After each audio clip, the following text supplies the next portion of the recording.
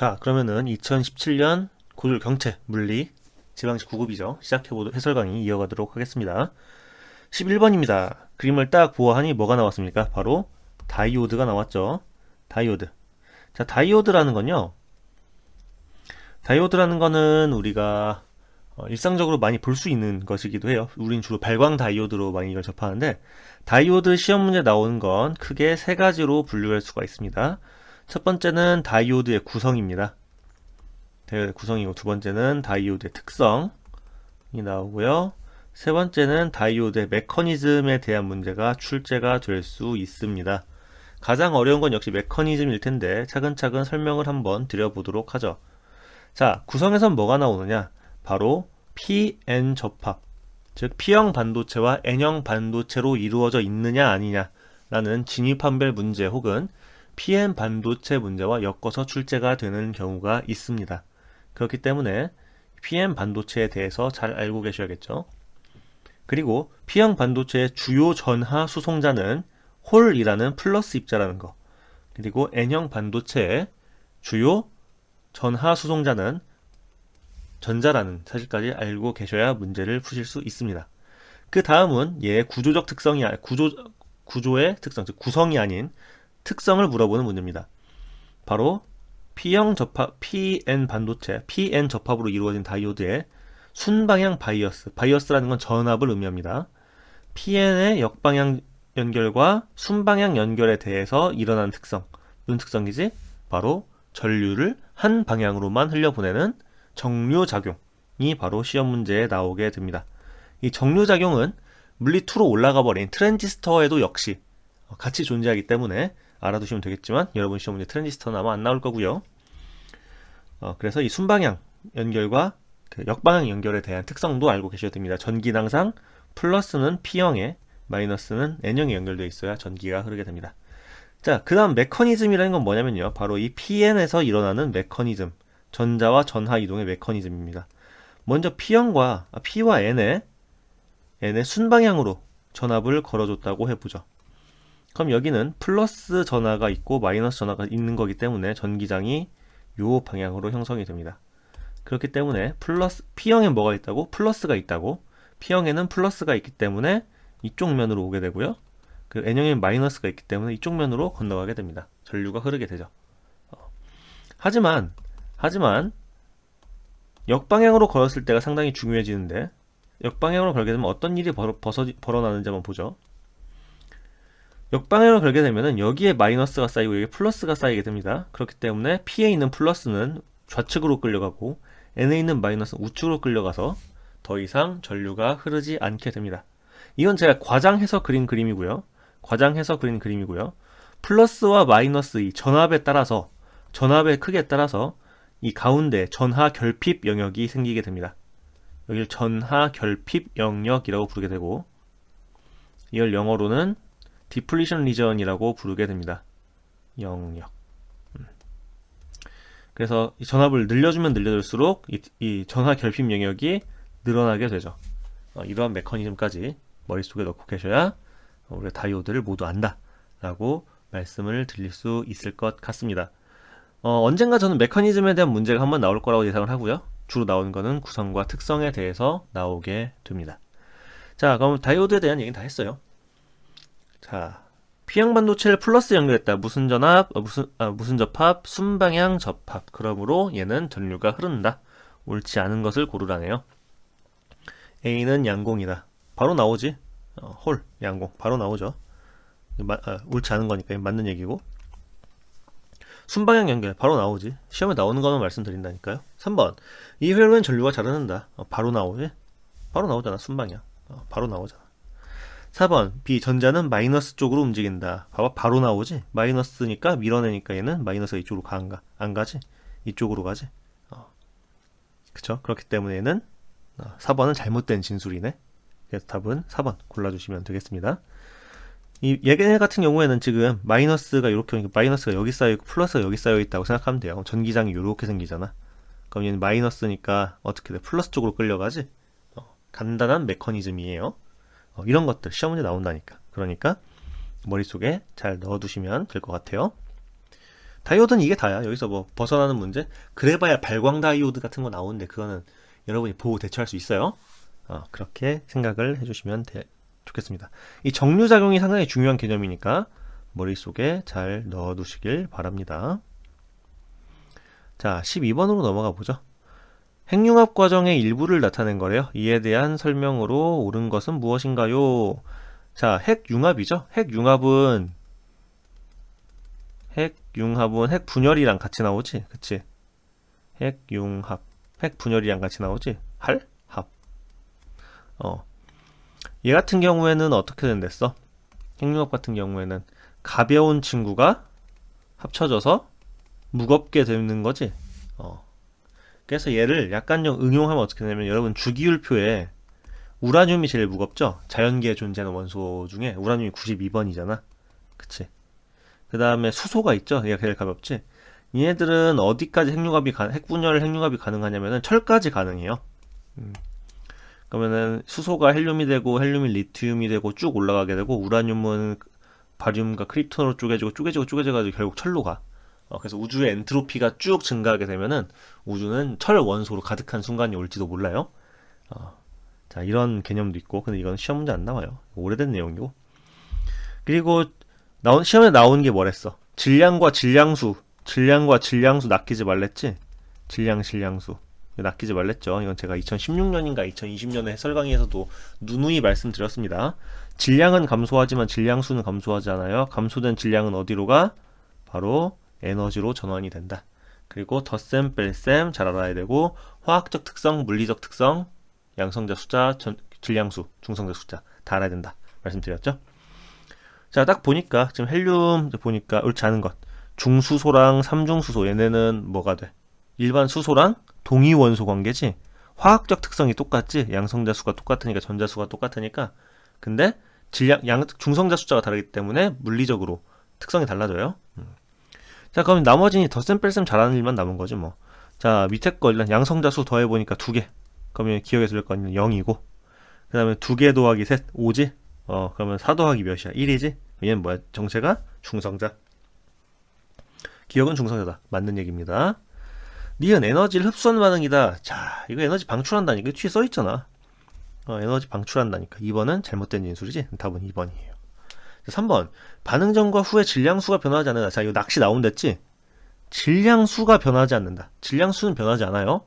질량이 변하는 거야. 누누이 말해. 이거 틀리면 진짜 혼나야 됩니다. 3번은 그래서 맞는 진술. 4번. 반응 과정에 질량 결손이 일어난다. 질량 결손에 의한 에너지 있는 mc제곱이 나온다. 다 얘기 드렸죠. 답은 2번입니다. 이렇게 풀어주시면 되는 문제예요. 핵융합이나 핵분열은 결국 덧셈 뺄셈을 잘해주면 되는 거고, 두 번째는 그 동위원소에 대한 개념을 같이 물어볼 수도 있다. 세 번째는 반응 전과 후에 질량수와 질량, 낚시에 낚이지 말자. 이걸 위주로 공부를 해주시면 될 것 같아요. 그리고 하나 더. 핵자당 에너지는 핵융합이 핵분열보다 뛰어납니다.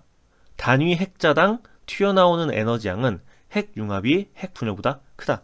쓰진 않을 텐데 여러분 머릿속에 넣어두세요. 저는 언젠가 출제될 거라고 믿어 의심치 않습니다.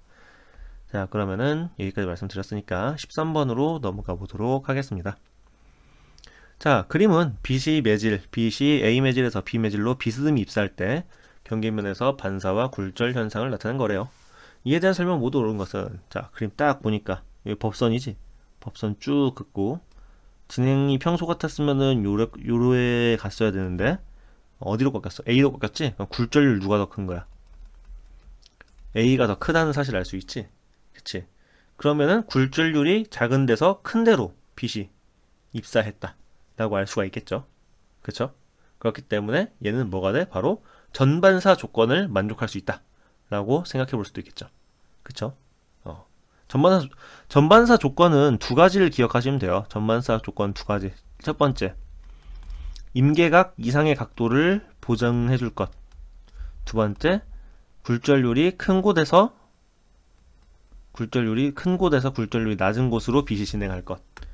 그렇게 알고 계셔야죠. 굴절률이 큰 곳에서 낮은 곳으로 빛이 진행할 것. 이러면은 전반사가 일어나게 됩니다. 자, 옳은 것만 모두 고르래요. 뭐 뻔하지 뭐. 기억, 입사각을 점점 증가시키면 특정 각에서 전반사가 일어난다. 예, 맞습니다. 니은 매질의 굴절률은 A가 B보다 크다. A가 B보다 크다. 그렇죠? 디귿 입사광의 속력은 굴절광의 속력보다 크다. 자, 이거는 뭐 물어본 거야? 자, 13번에 별표를 할 이유가 생겼지? 왜? 이건 단원간 합성이니까. 자, 이 문제는요. 이 문제는 전반사의 내용에다가 파동의 특성을 물어본 문제가 되겠습니다. 파동의 특성은 크게 네 가지가 존재한다고 했죠. 첫 번째 굴절. 순서는 뭐 제가 말할 때마다 다르긴 한데 굴절, 간섭, 반사, 그리고 회절이 있죠. 자, 굴절이나 반사되는 동안 진동수 변해 안 변해? 진동수는 안 변합니다. 진동수 안 변해요. 속도만 느려질 뿐이지. 그리고 반사파는 진행 방향을 제외한 모든 것이 입사파와 같습니다. 그렇게까지 알고 계셔야 돼요. 자, 그러면 디귿 보죠. 입사광의 속력은 굴절광의 속력보다 크다. 입사광은 지금 굴절률이 큰 곳에 있지. 그러니까 속도가 느리고 파장도 짧지. 그렇게 생각을 하셔야 돼요. 그래서 디귿도 맞는 진술이, 디귿은 잘못된 진술이 되겠습니다. 왜냐면 굴절률이 크니까 속도가 느려, 파장도 짧아, 진동수는 똑같아요. 그러니까 디귿은 잘못된 진술이고요. 됐죠? 리을 입사광과 굴절과의 진동수는 같다. 자, 진동수는 유지가 된댔죠? 진동수는 유지가 됐어. 근데 파장과 속도가 변할 뿐이야. 그치? 그러니까 진동수 같다는 건 맞는 진술. 답은 3번입니다. 자, 이거는 단원간 합성이에요. 그러니까 상당히 좋은 문제고, 여러분이 제가 방금 말씀드린 두 가지 내용을 모두 다 알고 있는지, 문제에 응용할 수 있는지 별표를 쳐두고 봐주시길 바랍니다. 옛날 시험 문제도 있었잖아. 그치? 그러니까 제가 이거 나올 때마다 말씀드리는 거잖아요. 그러니까 머릿속에 넣어놔야 돼. 제가 2번이고 3번이고 이상 말씀드린 내용 틀리시면은 정말 반성하셔야 됩니다. 자, 그러면은 14번으로 넘어가도록 하겠습니다. 연력학이지? 이것도 굉장히 쉽게 풀 수 있는 방법 많이 소개시켜 드렸죠. 자, 일정량의 이상기체를 A, B, C로 변화시킨대. 근데 압력, 부피 그래프야. 그럼 밑에 면적은 뭐를 의미한다? 2를 의미한다. 까지 짚고, 그리고 상태 변화를 나타내는 거니까 일단 이상기체 상태 방정식을 한 개 쓰고, 연력학 제1법칙을 쓰고, 가한 열량은 내부 에너지를 증가시키고 외부에 일을 한다까지 쓰고 문제를 봐야겠죠. 자, 이에 대한 설명은 옳은 것을 고르라네. 1번 AB 과정에서 기체가 외부에 일을 한다라는 건 뭐랑 동의진술이야? 부피가 팽창한다와 동의진술이에요.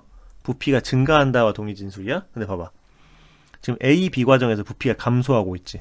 그럼 얘는 일을 받는 거야? 일을 하는 거야? 일을 받는 거지? 그러니까 얘는 잘못된 진술. 2번 기체의 내부 에너지. 자, 내부 에너지 동의 진술이 뭐라고? 이거 또 말해. 내부 에너지 동의 진술이 뭐라고? 기체의 온도, 또 평균 속도 제곱, 속도 제곱의 평균, 그리고 내부 에너지, 평균 속도, 그리고 카이네틱 에너지, 운동 에너지. 이 네 가지는 동의 진술입니다. 내부 에너지는 A가 B에서보다 크다. 자, A에서 B로 어떻게 했어? 부피가 압력은 일정한데. 자, A, B 과정에서 압력은 일정한데 부피가 감소했지. 그치? 그럼 온도는 어떻게 돼? 온도는 떨어지지. 온도가 떨어진다는 건 무슨 말이야? 바로 내부 에너지가 줄어든다는 얘기지. 그치? 그리고 외부에서 일을 받았으니까 외부로 열을 방출하는 과정이지. 까지 알고 있어야 돼. 2번 기체의 내부 에너지는 A가 B에서보다 크다. 이거는 잘못된 진술이죠. A가 더 크게 됩니다. 그래서 2번도 틀림. 3번 BC 과정에서 외부가 기체가 외부에 열을 방출한다라고 했는데 BC 한번 봅시다. 얘도 이제 연력학 여기 똑같이 한번 써주면은 PV는 nRT 똑같이 써주면 BC 과정은 어떻게 돼? 지금 압력이 뭐가 일정한 거야 지금? BC 과정 같은 경우에는 부피가 일정하지. 근데 압력이 증가하고 있지, 2배로. 온도도 증가해야지.